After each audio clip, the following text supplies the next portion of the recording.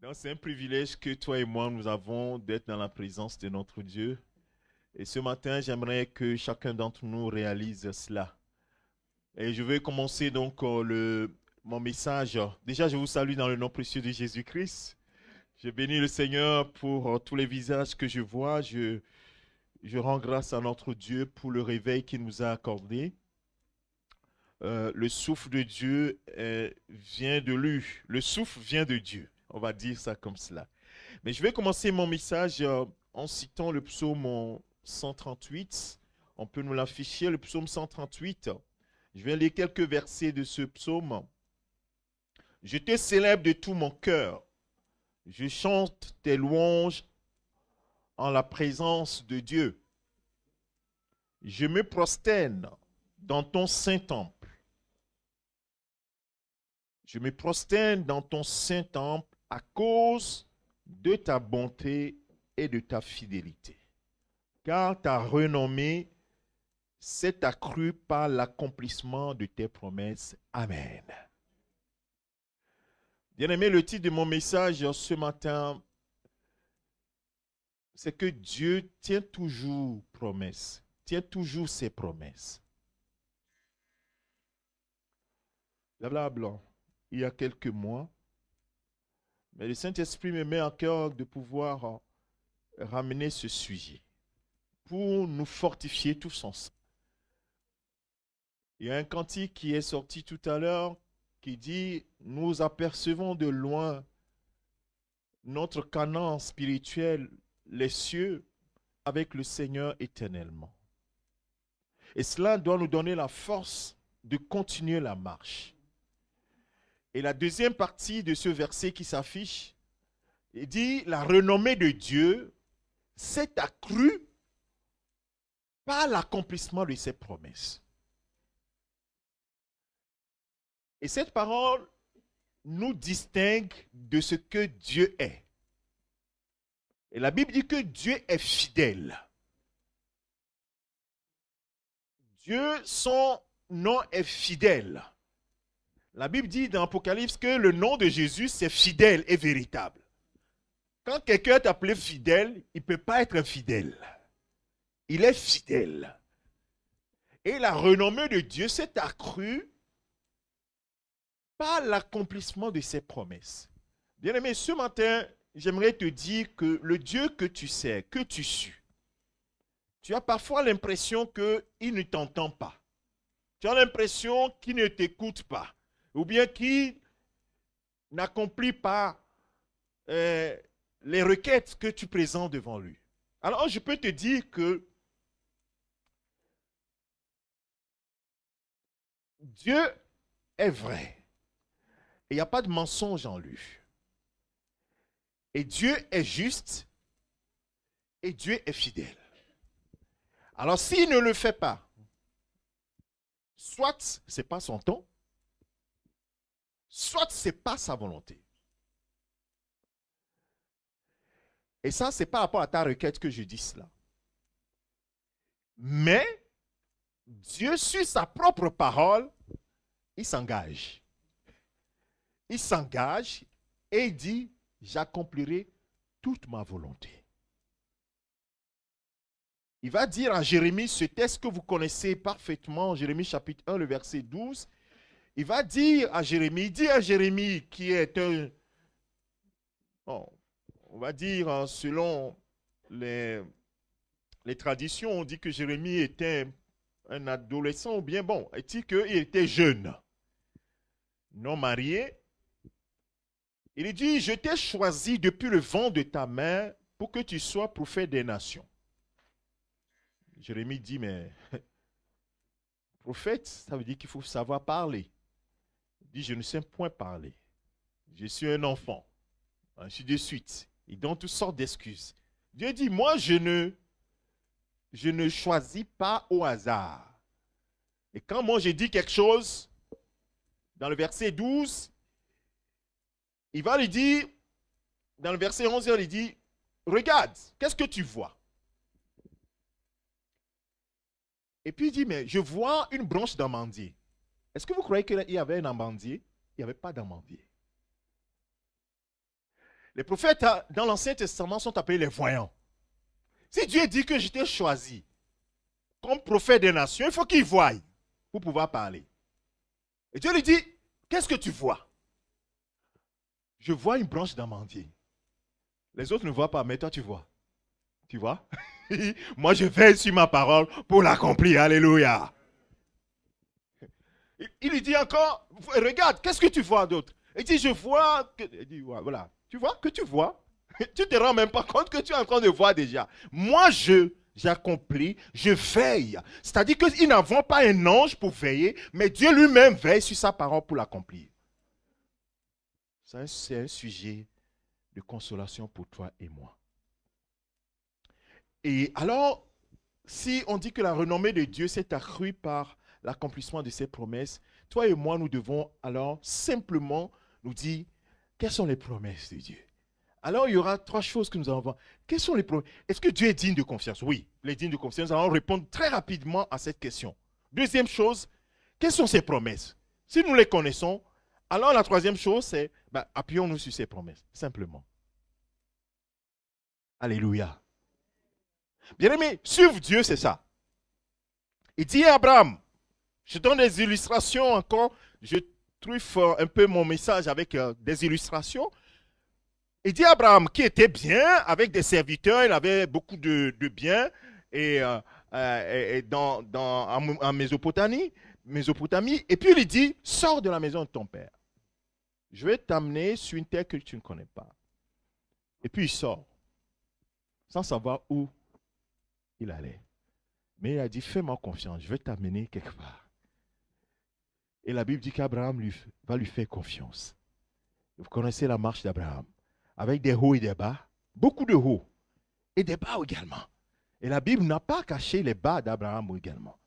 Des hauts et des bas. C'est ainsi que notre marche avec Christ aussi, il y a des hauts et il y a des bas. Il faut continuer quand même dans la marche. Alléluia. C'est ça, parce que c'est la voie la plus sûre. Et ainsi, il y a une simplicité, une complexité, mais en même temps une simplicité de suivre Dieu. La simplicité de suivre Dieu, c'est de pouvoir saisir sa promesse et de se dire, est-ce qu'il est digne que je lui fasse confiance dans l'exaucement de cette promesse? Il y a Jacques qui dit dans son épître de Jacques chapitre 1, verset 5 et verset 6, juste pour vous montrer un aspect de ce à quoi je vais aboutir, parce qu'après on va prier. Il dit, si quelqu'un d'entre vous manque de sagesse, qu'il la demande à Dieu, qui donne à tous simplement et sans reproche, et elle lui sera donnée. Dans la version, la traduction de la Bible du Semeur, il dit qu'il donne généreusement. Mais c'est étonnant qu'il y a une simplicité dans cette parole. Voilà la version de la Bible du Semeur. Il donne à tous généreusement, sans faire de reproche. Il est tellement généreux. Il est tellement généreux. Mais alors, le verset 6 nous dit quelque chose. C'est ça qui va attirer notre attention. Mais qu'il la demande avec foi. Avec foi. Avec foi. Demandez. Dieu est généreux pour donner. Mais, il y a un mais. Demandez avec foi. C'est tout ce qu'il nous dit. Alors, toute notre vie chrétienne, ou bien notre vie avec Dieu, notre marche avec Dieu, va tourner autour de ça. Dieu est généreux, on a chanté ici, Dieu est bon. Oh, bien aimé, nous avons la bonté, oui.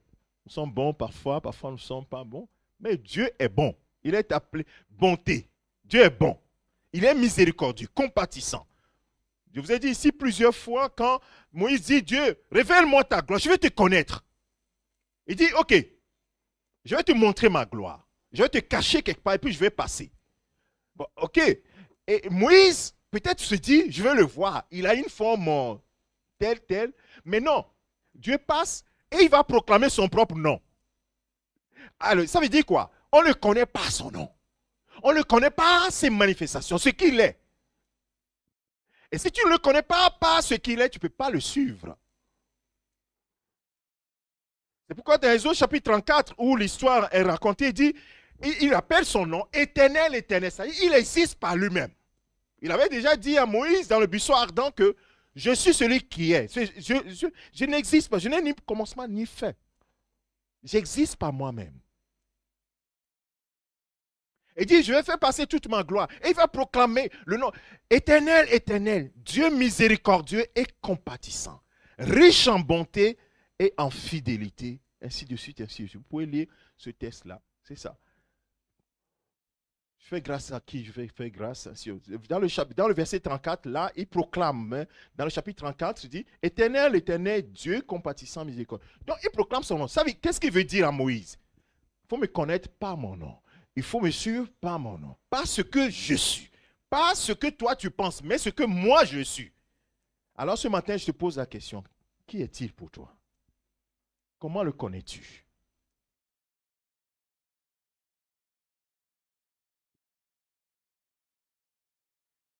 Dieu est généreux et il est bon envers toi et moi. Dans Hébreu, l'épître aux Hébreux, chapitre 6, le verset 17-18, un texte qui est assez complexe et qui est lourd, mais qui me dit beaucoup de choses. Je vais te donner deux éléments dans ce texte qui vont t'aider dans la suite. On dit Dieu, c'est pourquoi Dieu, voulant montrer avec plus d'évidence aux héritiers de la promesse. Donc il fait une promesse à Abraham et à sa descendance. Je vais mettre ce texte-là dans son contexte pour que vous compreniez. Dieu, quand il appelle Abraham, il fait la promesse à Abraham et dit à sa descendance. Il a dit plein de choses. Et nous, pourquoi ça nous concerne? Parce que la Bible nous dit que nous qui avons la foi en Christ, nous héritons les promesses d'Abraham, le juste, qui a été justifié par la foi. Et puisque nous aussi, nous avons été justifiés par la foi, alors nous aussi, nous sommes des héritiers, nous héritons les promesses d'Abraham. Est-ce que quelqu'un comprend ce que je suis en train de dire? Abraham a été justifié par la foi. C'est pourquoi il est devenu le père d'un grand nombre de nations. Et donc, ceux qui, par la foi, reçoivent le témoignage de Dieu, eux aussi, ils sont héritiers d'Abraham, héritiers de la promesse. Alors, nous revenons sur le texte des Hébreux. Il dit, Dieu voulant montrer avec plus d'évidence aux héritiers de la promesse l'immuabilité de sa résolution, c'est-à-dire que ce que Dieu a résolu de faire n'est pas immuable. Et il va faire quoi? Il va intervenir par un serment. Et afin que de deux choses immuables, c'est-à-dire que sa résolution est immuable, mais il va en même temps proclamer, il va le proclamer par un serment. Et c'est ce que nous allons voir dans le Nouveau Testament. On va dire, Jésus dit, en vérité, je vous le dis. C'est une sorte de serment. C'est établi. Ça ne peut pas changer. Et Dieu va dire dans cet texte, il dit, je le jure par moi-même. Je le jure par moi-même. Voilà. Et donc vous voyez que Dieu est tellement élevé que nous aurons du mal à le contredire. Tous ceux qui ont voulu contredire Dieu se sont cassés la tête devant la chose. Parce que tu ne peux pas le contredire. Nous, les hommes, nous sommes imparfaits, nous avons des, comment est-ce qu'on dit, il y a une dualité en nous, mais en Dieu, il n'y a pas de dualité. Alors, trois choses dont j'ai parlé tout à l'heure, on va passer par trois étapes. Première étape, est-ce qu'il est digne de confiance? Deuxième étape, est-ce qu'il a des promesses pour moi? Troisième étape, il faut que je croie en ces promesses-là. Première étape, le Seigneur, il tient toujours parole. Il tient toujours parole. Alors, pour savoir que Dieu tient toujours parole, comment tu vas le savoir? Là, je vais te pousser dans ton retranchement. Là. Souvent, on entend les gens dire, oh ben, Dieu, on ne sait pas s'il tient promesse ou ceci. Mais oui, c'est normal. Sur quoi tu te bases pour savoir qu'il tient parole? Mais c'est les Écritures qui nous montrent cela. Donc, ça veut dire que si tu ne lis pas les Écritures, tu ne pourras pas savoir qu'il tient parole. Donc tu auras répété seulement ce que les gens répètent seulement ce que les autres disent. C'est pour cela qu'ils n'ont pas la conviction. Si eux-mêmes ils découvraient la vérité, et que le Saint-Esprit témoigne en leur cœur que ce que tu es en train de lire, c'est la vérité. Ce n'est pas une vérité, c'est la vérité. Alors la personne d'autre ne peut les convaincre du contraire. Mais comme ils entendent seulement les gens dire, donc ils ont leur propre opinion, disent peut-être que c'est son opinion, et peut-être que, bon, il peut avoir une autre façon de voir les choses. Premier élément sur la fidélité de Dieu, c'est ce que Dieu a dit à Jérémie.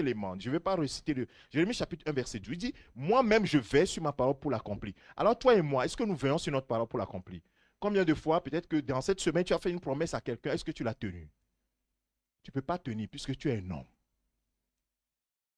Mais Dieu va veiller. Ça veut dire que ce qu'il a dit, plusieurs avant, il va veiller à ce que ça s'accomplisse, n'est-ce pas?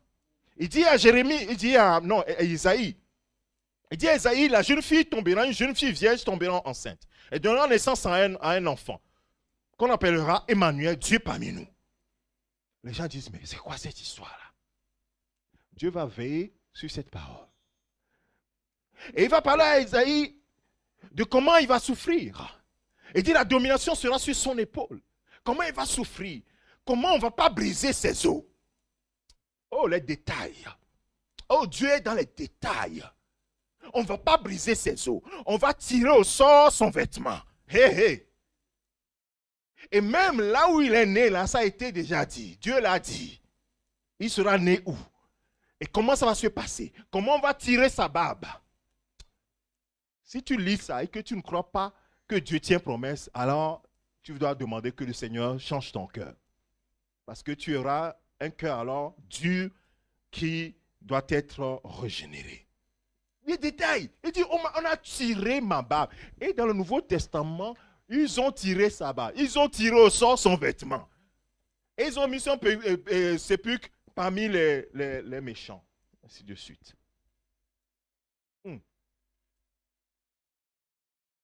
Bethléem Ephrata, là où il doit naître. Plusieurs siècles. Isaïe est mort. Les gens disent, ce que Isaïe a dit, est-ce que ça va s'accomplir?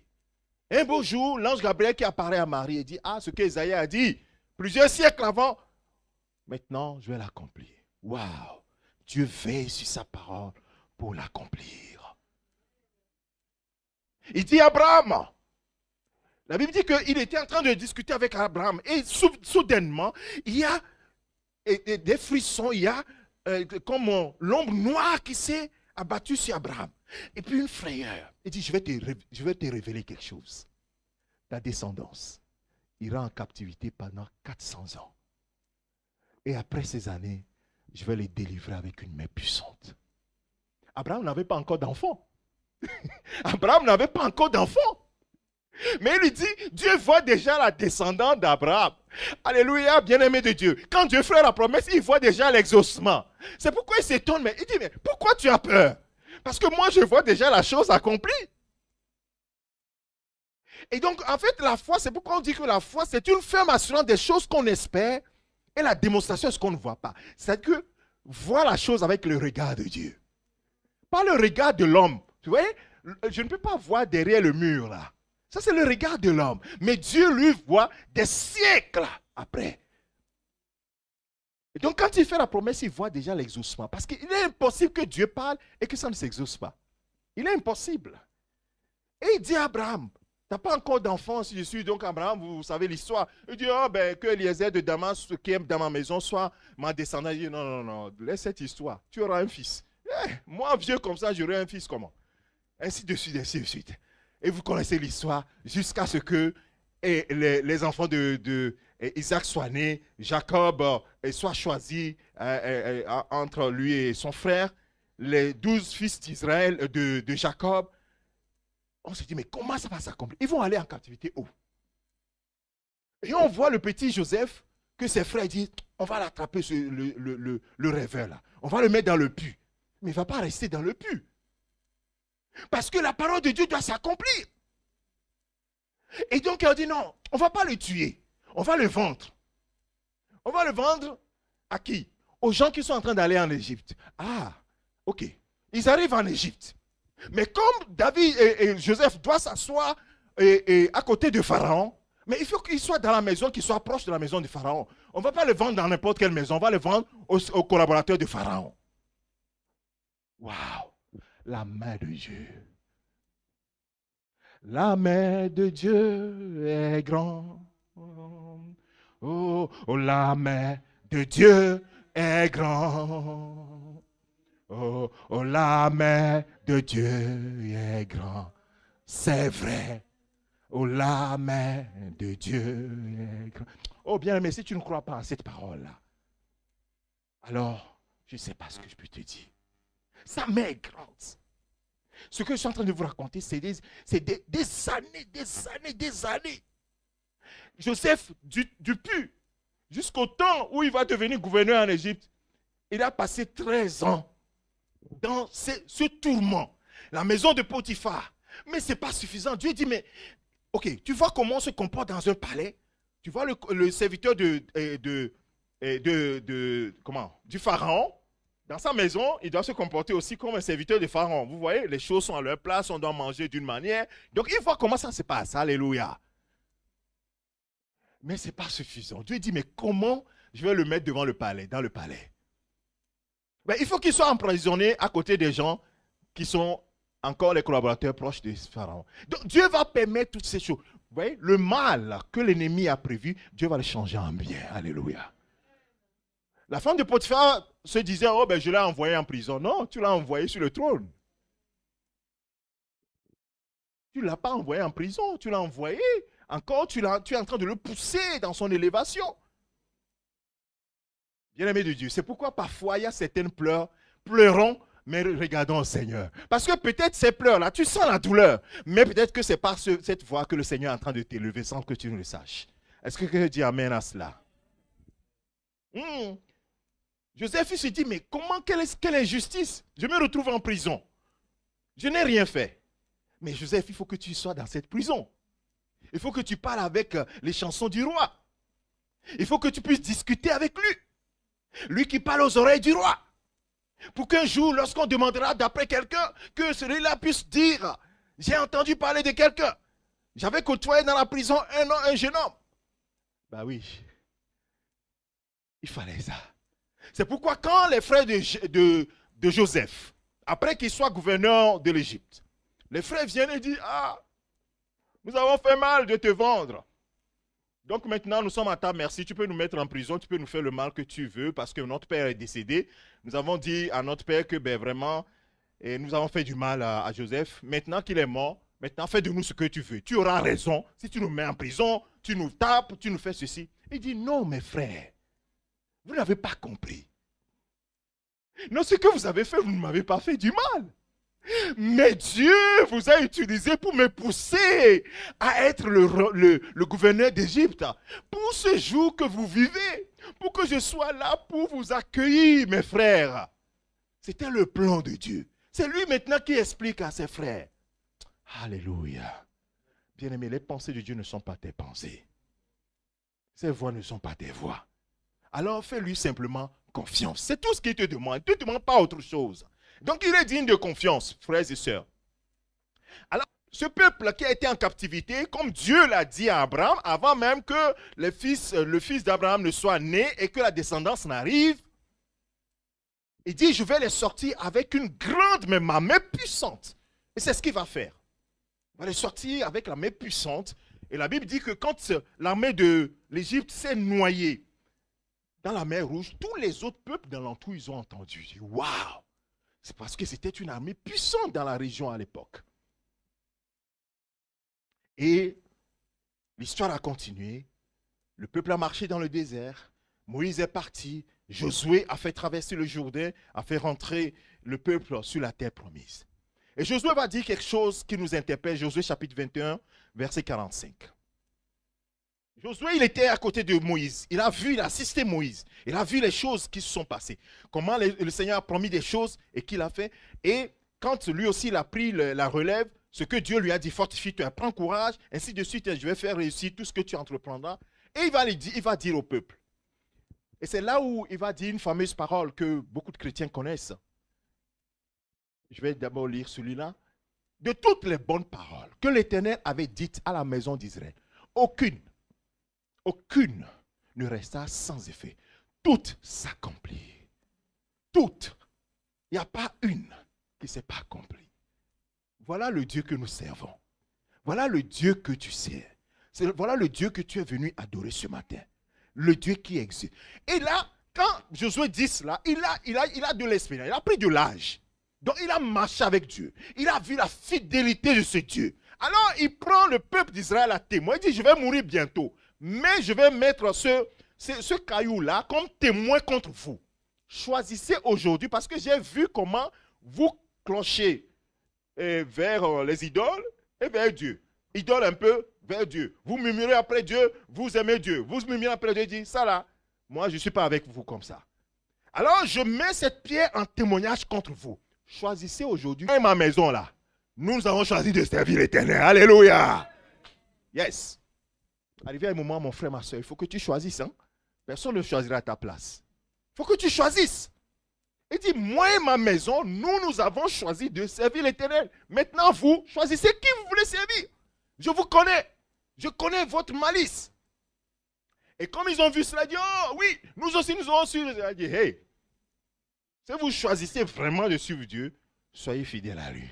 Parce que lui, de toute façon, il sera fidèle. Alléluia. Il sera toujours fidèle. Donc, c'est-à-dire que la fidélité, c'est nous notre problème. Ce n'est pas le problème de Dieu, c'est notre problème, nous les humains. Dieu, lui, il est toujours fidèle. Alléluia. C'est pour cela que nous devons faire très attention quand nous suivons Dieu. Donc, cette fameuse parole, moi et ma maison, nous servirons l'Éternel, il ne faut pas le dire très vite. Hein? Il ne faut pas le dire très vite. Il faut le dire dans le contexte. Le gars, il a fait l'expérience. Il a dit que Dieu, là, il est fidèle, quoi qu'il arrive. Alors moi, je servirai l'Éternel, moi et ma maison. Un dernier passage, et puis je laisse cette première partie. Nombres chapitre 23, verset 19, dit que Dieu n'est pas un homme pour mentir, ni un être humain, il y a plusieurs versions, on peut nous l'afficher. Dieu n'est pas un homme pour mentir, ni fils d'un homme pour se repentir. Ce qu'il a dit, ne le fera-t-il pas? Ce qu'il a déclaré, ne l'exécutera-t-il pas? Oui, il le fera. Il n'est pas un homme pour se dédire. Ce qu'il dit, il va l'accomplir assurément.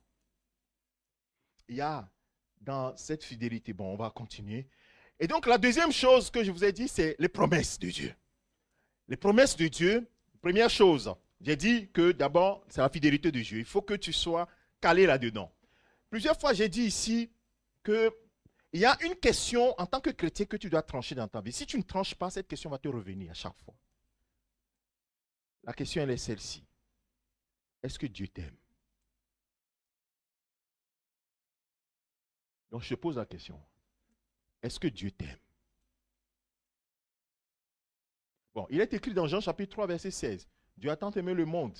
Le monde, c'est grand. Maintenant, toi là, est-ce que Dieu t'aime?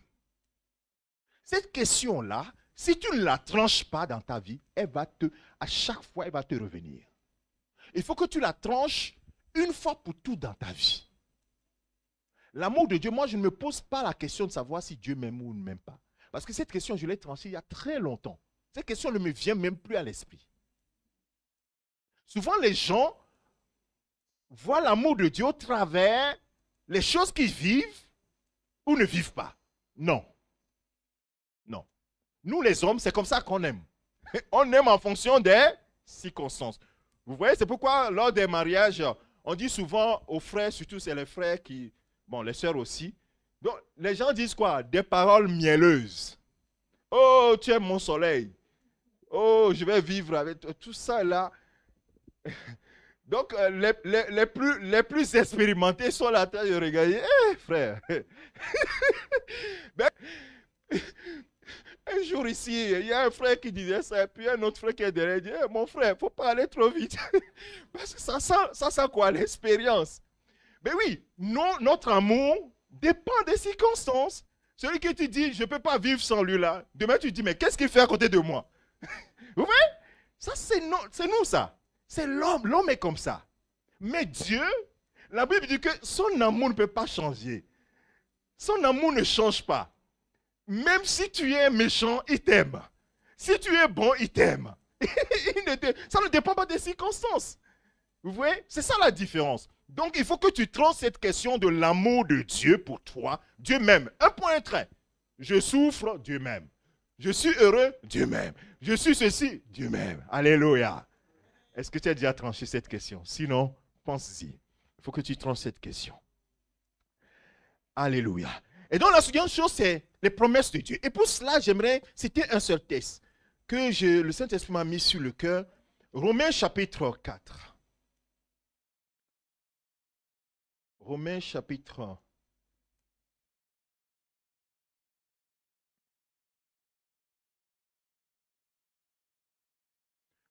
4.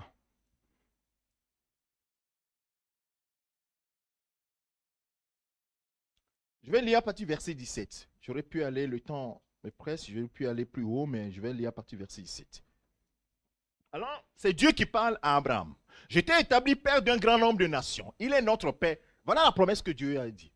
Je t'ai établi père d'un grand nombre de nations. Il y a une descendance qui sortira de toi et tu seras béni, ainsi de suite, ainsi de suite, ainsi de suite. Alors, la Bible dit ici que nous qui avons la foi en Jésus-Christ, et c'est pourquoi l'apôtre Paul le dit en le mettant, il est notre Père. Il est notre Père devant celui auquel il a cru. Il a cru à la promesse de Dieu. Dieu qui donne la vie aux morts. Donc, il fait référence à la première partie que je viens de développer là. Mais je n'ai pas donné ces tests, mais c'est la même chose. Parce qu'il faut que tu aies référence pour t'appuyer sur la promesse. Si tu n'as pas de référence, tu ne peux pas t'appuyer sur la promesse. C'est pourquoi je vous ai donné les références pour que nous soyons, quand la promesse vient, que tu puisses t'appuyer sur la promesse. Et donc, la Bible dit que Abraham, Dieu lui fait la promesse. Et ici, la promesse, celui auquel il a cru, Dieu, qui donne la vie aux morts et qui appelle les choses qui ne sont point comme si elles étaient. C'est lui, c'est comme ça qu'il est. Sa main est puissante. Il peut faire l'impossible. Il dit, Abraham, comme ce Dieu-là, c'est le Dieu de l'impossible, et que Dieu lui a dit, non, je vais le faire, même si tu es âgé. Il avait 75 ans quand Dieu lui fait la promesse. 24 ans plus tard, Dieu vient et lui dit, l'année prochaine, tu auras un fils. Sarah a ri.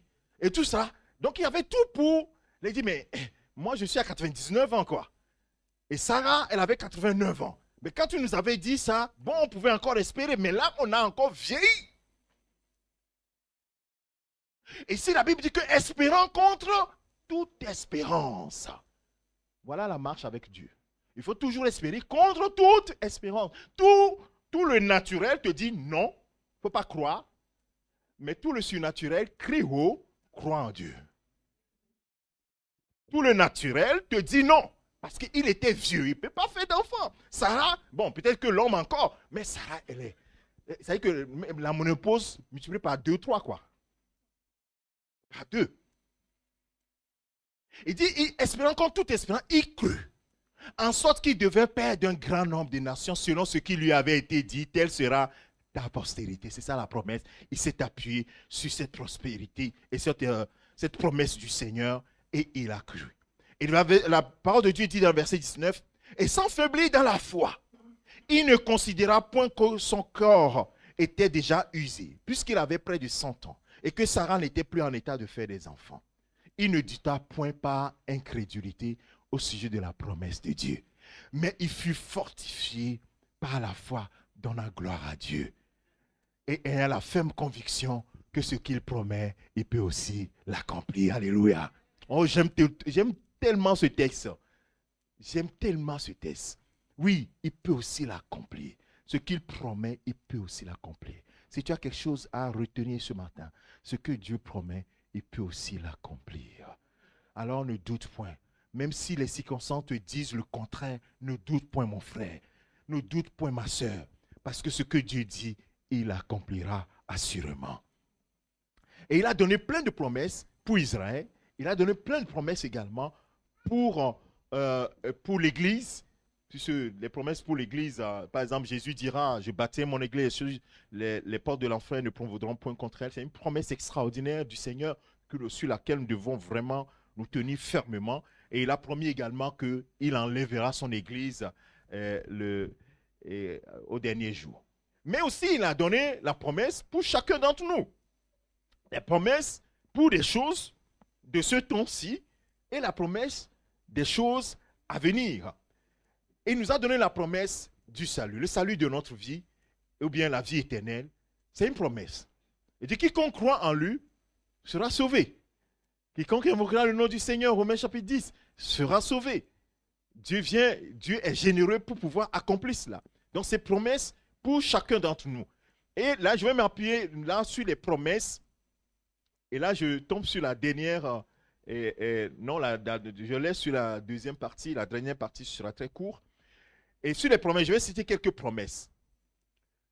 Une des promesses, par exemple, que le Seigneur a fait pour ceux qui croiront dans Actes des Apôtres, chapitre 2, verset 38. Quand les gens ont demandé à Pierre, qu'est-ce qu'il faut faire? Il dit, repentez-vous. Okay, soyez baptisés au nom du Père, du Fils et du Saint-Esprit, et vous recevrez, au nom de Jésus-Christ, et vous recevrez le don du Saint-Esprit. C'est ça. Et vous recevrez le don du Saint-Esprit. Parce que cette promesse a été faite pour vous, pour vos enfants, et pour tous ceux qui viendront, en aussi grand nombre que notre Dieu les accueillera. Verset 39, c'est ça, non? Car la promesse, voilà, la promesse est pour vous, pour vos enfants, et pour tous ceux qui sont en aussi grand nombre que notre Dieu les appellera. C'est-à-dire nous qui sommes là. Donc la promesse de la rédemption, ou bien du salut en Christ, et le don du Saint-Esprit, c'est une promesse que Dieu tient toujours. Donc si tu crois, tu recevras. Et Dieu habitant en toi. Donc le Saint-Esprit en nous, c'est Dieu en nous. Voilà. La Bible dit que l'apôtre Paul dit aux Corinthiens, ne savez-vous pas que vous êtes le temple de Dieu et que le Saint-Esprit habite en vous? Dieu habite en vous. Ne savez-vous pas? Vous voyez? Donc c'est une promesse et Dieu tient promesse pour ceux qui croient en lui. Il leur donne cette promesse-là. Il a aussi fait la promesse de secourir. Je vais donner les promesses comme ça sans citer les textes, sans qu'on les lise. Et pour notre sanctification, le secours lorsque nous sommes tentés, la victoire sur le péché. Et il donne ces promesses. La promesse de la guérison. Donc c'est que c'est la promesse des choses de cette terre, mais également les choses à venir. Les choses de cette terre, c'est de ça que je parle. Pour la guérison, on va voir que plusieurs textes nous le disent. Hein. La guérison dans 1 Pierre chapitre 2 dit que nous avons été, par ces maîtrises, nous avons été guéris. Hein, nous avons été guéris. Et dans Jacques chapitre 5, verset 14-16, il dit que si quelqu'un est malade, il n'a qu'à appeler les anciens. Les anciens lui imposeront les mains en loignant d'huile et la personne sera guérie. Parce que c'est une promesse du Seigneur. Dans le livre d'Exode, la Bible dit que Dieu a envoyé sa parole a guéri son peuple. Donc c'est une promesse que Dieu a donnée à son peuple. Donc quelqu'un parmi vous est-il malade, qu'il appelle les anciens de l'église et que les anciens prient pour lui en loignant d'huile au nom du Seigneur. Et la prière de la foi sauvera le malade. C'est une promesse et une promesse de la guérison. Il y en a plusieurs dans Ésaïe chapitre 53 également. Dans 1 Pierre chapitre 2, il dit que c'est par ces meurtrissures que toi et moi nous avons été guéris. Alléluia. Quand Ésaïe prophétisait ça, on ne savait pas les meurtrissures de Jésus, comment les meurtrissures de Jésus peuvent guérir. Parce qu'en fait, personne n'était meurtri à l'époque, donc on ne pouvait pas comprendre ce texte-là. Mais nous savons que par ces meurtrissures, toi et moi, nous sommes guéris ou bien nous avons été déjà guéris depuis 2000 ans. C'est dans 1 Pierre chapitre 2, verset 24. Lui qui a porté lui-même nos péchés en son corps sur le bois, afin que mort au péché, nous vivions pour la justice, lui par les meurtrissures duquel vous avez été guéris. Alors, donc, ça veut dire que si nous sommes malades, qu'est-ce qu'il faut faire? Il faut saisir juste la promesse de Dieu et dire, Seigneur, tu es vrai et ce que tu fais sur ta parole pour l'accomplir dans ma vie. Et ainsi de suite. Donc, la promesse aussi de l'exaucement de nos prières. Et dit, demandez et vous recevrez, afin que votre joie soit parfaite. Le Seigneur l'a dit plusieurs fois. Et aussi la résurrection glorieuse que nous aurons quand Jésus-Christ reviendra. Toi et moi, nous avons une espérance qui est glorieuse et il faut le savoir. C'est-à-dire que ce n'est pas seulement nous espérons dans le Seigneur dans cette vie seulement. Parce que si c'est dans cette vie seulement que tu espères dans le Seigneur, tu es le plus malheureux. C'est ce que la Bible dit. J'espère avoir de l'argent. J'espère avoir des maisons. Bon, les gens ont des maisons, ils ont de l'argent et puis ils sont morts. Et d'autres se sont battus pour le bien. Vous voyez? Donc personne n'emportera quoi que ce soit. Donc dit que nous sommes venus et nous partirons aussi nus. Vous avez déjà vu à la maternité un enfant venir avec les bijoux sur le corps comme ça, bien vêtu. Vous avez déjà vu un bébé, il vient comment? Il vient nu. Donc pour le départ aussi, on partira. Même si on est revêtu, même si on met les choses dans le cercueil. Les gens se disent, il va partir avec l'or qu'on va mettre dans le cercueil. Et on revient des années plus tard, l'or est toujours là. Il n'est pas parti avec. Il ne peut pas partir avec. Il partira seul. Alléluia. Bien-aimé de Dieu. Donc, nous pouvons espérer sur les choses de cette terre, mais le plus important, c'est d'espérer dans le Seigneur, la vie éternelle que le Seigneur nous réserve. Et quand Jésus-Christ reviendra, que nous puissions partir avec lui. Alléluia. Alors, la troisième partie, c'est de croire. Là, on a un gros souci. Croire. 2 Corinthiens chapitre 1, verset 20. Je vais citer peut-être deux références et puis on va s'arrêter. Parce que vous avez tellement entendu des messages sur la foi que parfois, quand je vais parler de la foi, je veux être très simple. La foi, c'est de dire, Dieu, tu as raison. Dieu, tu as raison. Si Dieu dit, tu es un pécheur. Oh Dieu, comment je suis un pécheur? Non, tu sais que maintenant je fais de bonnes choses. Non, Dieu, tu as toujours raison. Donc, comme tu es pécheur, tu as besoin de mon fils. Ah oui, Dieu, tu as raison, j'ai besoin de Jésus. Ouais. De la même manière, il dit, ok, mon fils, tu es un vaillant héros. Il dit, oh ben Seigneur, regarde-moi, je ne suis pas du tout un vaillant héros. Non, tu es un vaillant héros. Vous voyez?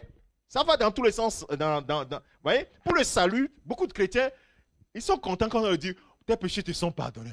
Oh, j'ai senti une paix en moi. Et les pasteurs disent, ah oui, tu as senti une paix. Vous voyez, tu vois, Dieu t'a pardonné. Et les gens sont contents. Maintenant, quand on dit, maintenant, tu es guéri. Pasteur, je sens quoi. Ouais, dans la même promesse qui dit que tu es sauvé, c'est la même promesse qui dit que tu es guéri. Il dit, tout ce que vous demandez dans la prière, croyez que vous l'avez reçu et vous le verrez s'accomplir. Vous voyez, nous voulons sentir pour croire que non. Comme Thomas dit, je vais mettre la main dans la plaie de Jésus. Comme il ne voyait pas Jésus, vous comprenez. Donc il croyait que Jésus ne saura pas. Donc quand Jésus apparaît, Jésus lui dit, Thomas, viens par ici. Mets la main dans la plaie. Il a dit, oh, mais tu n'étais pas là quand j'ai dit ça. Mais j'étais là. Le Seigneur est avec nous tout le temps. Bien-aimé de Dieu. Oh, il faut croire en lui. Croire en lui. Il dit, car pour ce qui concerne toutes les promesses de Dieu, c'est en lui qu'est le oui. Oui, Dieu a toujours raison. Dieu a toujours raison. Et c'est pourquoi toi et moi, nous devons prononcer quoi? Ainsi soit-il. L'amen en lui. Est-ce que quelqu'un a compris ce que je viens de dire? Il a toujours raison. Toi, ce qu'il attend de toi, tu dises, ainsi soit-il. Ainsi soit-il dans ma vie. Ainsi, je ne sais pas comment tu vas le faire. Depuis cette semaine, les messages que j'envoie le matin, le Saint-Esprit me pousse. Il dit, regardez, vous ne pouvez pas imaginer. Si vous voulez utiliser votre sagesse, vous n'y arriverez pas. Devant le mur de Jéricho, je défie quiconque va dire que ce mur qui est épais comme cela, qui a été renforcé là, peut s'écrouler simplement si les gens font le tour et puis regardent le mur. Comment c'est possible? Et Dieu leur dit, faites le tour. Le premier jour, pendant 6 jours. Le 7e jour, vous allez faire 7 tours autour de la muraille. Et vous allez sonner les trompettes et vous allez crier. Et le mur va s'écrouler. Et je suis sûr que si toi et moi on est là-bas, on va dire non. Le gars là qui dit qu'il a eu la vision, hein, ça, c'est... On va dire au nom de Jésus, on chasse ça, c'est une fausse prophétie ça. Vous êtes d'accord avec moi? Non, les gens ne répondent pas. Ouais, moi je suis modeste, hein. Sur ma foi, je n'ai pas confiance en moi. J'ai confiance en Dieu, mais en moi. Ouais, souvent les gens conviennent, disent, oh, mais moi si j'étais là-bas, oh, j'allais croire. Tu peux croire ça? Tu n'es pas dans la situation, c'est pourquoi tu penses ça. Tu n'es pas dans la situation, c'est pourquoi le mur, ils ont vu le mur renforcé comme ça. Et puis Josué vient leur dire que Dieu m'a dit que nous allons faire le tour, 1 jour, 2 jours, 6 jours. Et puis le 7e jour, on va faire plusieurs tours et puis ça va tomber. Je suis sûr qu'il y a des gens qui se sont parlé, ils ont dit, le vieux là, je pense qu'il commence par... les choses ne vont... Mais comment c'est possible? Bon, on va dire que bon, ok, la mer rouge, la Bible dit que le vent a soufflé, donc Dieu a soufflé. Mais là, on va faire juste le tour, quoi. Mais quand ils ont fait le tour, qu'est-ce qui s'est passé? Mais le mur s'est écroulé. Donc, ça croit simplement. Il y a des choses qui sont étonnantes de la part de l'Éternel. C'est pourquoi au moment où il a dit que Sarah, tu vas avoir un enfant, quand Sarah arrive, vous voyez, ça c'est le naturel, ça. Oui, naturellement, nous allons dire, non, mais ça c'est le naturel. Alors l'ange lui dit, y a-t-il quelque chose? Ça, je suis en train de t'aider à croire ça, hein, en te donnant des petits éléments. Quand il y a une situation et qu'il y a une promesse qui dit, Dieu va le faire, demande-toi, y a-t-il quelque chose qui soit étonnant de la part de l'Éternel? Ça veut dire quoi? Ça veut dire qu'il y a-t-il quelque chose qui dépasse Dieu, que Dieu ne peut pas faire? Alors si tu ne réponds pas, non, il n'y a rien que Dieu ne puisse faire, alors crois simplement. N'aie pas confiance en ton sentiment. Aie confiance juste au Seigneur. Mets ta confiance sur lui. Ne crois pas en ce que toi tu ressens. Parce que Dieu ne joue pas avec les sentiments. Ce n'est pas les sentiments qui marchent avec Dieu. C'est la foi qui marche avec Dieu. La foi, c'est la ferme assurance, Hébreux 11, verset 1, la ferme assurance des choses qu'on espère et la démonstration des choses qu'on ne voit pas. Comment tu ne vois pas quelque chose, mais tu vas démontrer. Et pour m'aider moi-même, et je finirai par là, à avoir la foi, je suis là, je dis, mais comment je peux illustrer dans mon cœur ce que c'est que la foi? Bon, la Bible dit, avec les termes, mais il faut que ça devienne quelque chose qui m'appartienne en propre. Alors, j'ai trouvé, je crois que c'est le Saint-Esprit qui m'a fait trouver une illustration. Il dit, mais, ok, tu vois ce mur, si Dieu dit qu'il y a une porte dedans, mais moi, quand je vois le mur, la porte n'est pas là. Et donc, j'ai compris que, en fait, si Dieu dit cours, il y a une porte qui est dans ce mur, alors ce que tu dois faire, c'est de bien reculer et de courir de toutes tes forces. Ne vois pas le mur, mais garde la parole de Dieu. Au moment où tu vas arriver à 2 cm du mur, la porte va s'ouvrir. C'est ça la foi. La foi ne regarde pas ce que les yeux voient. Les yeux ne voient que ce qu'on peut voir. Mais Dieu voit ce qu'on ne peut pas voir. La foi voit ce qu'on ne peut pas voir. Ce qu'on voit, peut-on demander qu'on croit encore à ce qu'on voit? Est-ce que je peux vous demander de croire que je suis là, j'existe ici? Vous me voyez? Donc je ne peux pas vous demander la foi par rapport à ça. On ne peut pas demander la foi sur des choses qu'on voit. Donc les yeux voient des choses, donc on ne peut pas vous demander la foi sur ce que vous voyez déjà. Donc, on vous demande la foi pour ce que vous ne voyez pas. Donc, la foi voit au travers le mur. Donc, ça veut dire que dans le mur, il y a une porte. Dieu dit qu'il y a une porte. Comme il est impossible à Dieu de mentir, tu as compris ça? Je suis en train de te démontrer le message maintenant. Comme il est impossible, Dieu est fidèle. Et qu'il est impossible pour Dieu de mentir, s'il dit qu'il y a une porte, c'est qu'il y a une porte forcément. Alléluia. Donc, si le Seigneur te fait une promesse, peut-être qu'il y a plusieurs d'entre nous ici. Vous avez eu des promesses du Seigneur. Ces promesses, vous les avez mis à l'oubliette. Oh, depuis que Dieu m'a dit ça, rien ne se passe. D'ailleurs, je ne sais même pas si c'est Dieu qui l'a dit. Faites attention à ce que vous dites. Parce que la promesse de Dieu, il y a le temps chronos que nous avons là. Mais le temps de Dieu n'est pas le temps chronos que tu as là. La Bible dit que Jésus est venu au temps fixé. Si la promesse tarde, qu'est-ce qu'il faut faire? Attends-la, Habakkuk dit. Cette prophétie court à son terme. Une fois que c'est sorti comme ça, il y a un temps qui est fixé en même temps avec la prophétie, avec la promesse. Et c'est ce temps qu'il faut attendre. Et en ce moment, ce qu'il faut faire, Seigneur, aide-moi à attendre. Aide-moi à attendre. Aide-moi à attendre. Aide-moi à attendre. Que le Seigneur bénisse ses paroles dans nos cœurs. Nous allons nous lever tous ensemble. Merci, oh Jésus, merci. Merci, oh merci, oh Jésus, merci. Nancy, yo, nyanka Nancy. Nancy, yo, nyanka Nancy. Nancy, yo, Nancy, yo, nyanka Nancy. Nancy, yo, nyanka Nancy.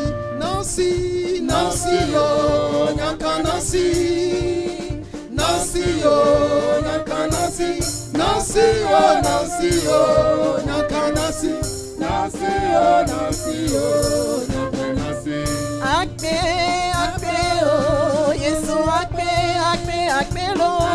Akme, Yesu akme, akme, oh, Yesu akme, akme, oh, Yesu akpe, akpe, akpe, Yesu, Yesu, akpe, akpe, Yesu, akpe, akpe, Yesu, akpe.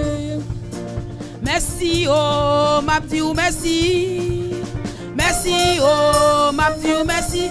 Merci, oh, merci, oh, ma Dieu, merci. Merci, oh, merci, oh, ma Dieu, merci. Merci, merci, oh, ma Dieu, merci. Merci, oh, ma Dieu, merci. Merci, oh, merci, oh, ma Dieu, merci. Merci, oh, merci, oh, ma Dieu, merci. Merci, merci, oh, ma Dieu, merci. Merci, oh, ma Dieu, merci. Merci, oh, merci, oh, ma Dieu, merci. Merci, oh, merci, oh, ma Dieu, merci.